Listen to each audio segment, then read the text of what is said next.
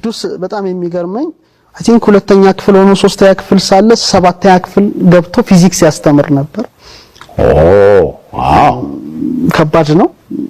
የራሱን ሳተላይትም ለማምጠቅ ስራ የሚሰራ እስኪ ሞቅ አድርጉለት። ለማንኛውም ለታዳጊ ቅዱስ ወደ መድረኩ እስኪ ና።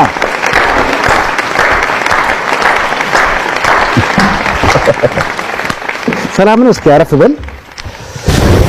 እንደምን ነህ? ሁሉ ጥሩ? ጥሩ። ስላንተ ገድል እየሰማው ነው። አዎ። እውነት ውሸት? የመጀመሪያ ጥያቄ ከሁለተኛ ክፍል በአንዴ አምስተኛ ገባ?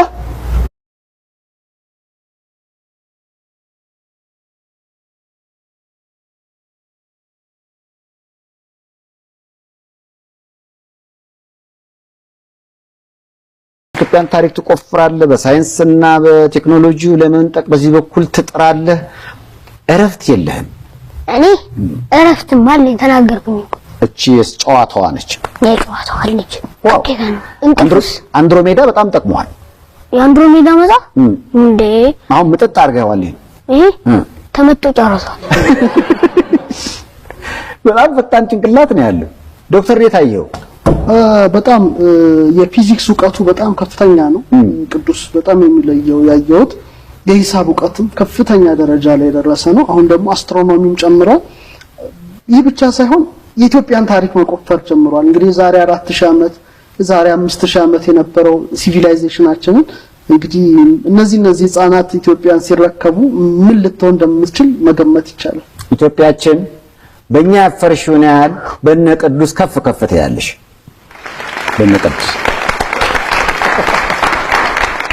ለምስ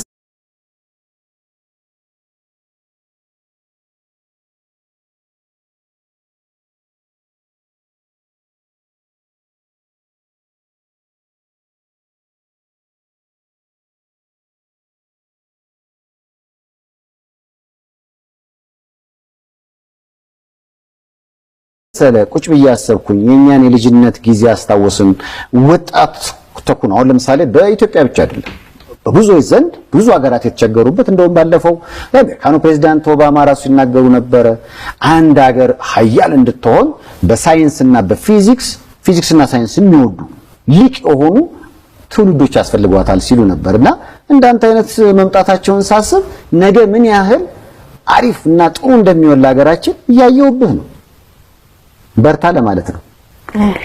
በርታ እንጂ አሁን የምጠላው ለምሳሌ በጣም በእኛ ጊዜ አሁን ለምሳሌ በትምህርት ቤት የሚሰጡ ትምህርቶች አሉ። እንትን ትምህርት አልወድም ምን ነው ይኖራል።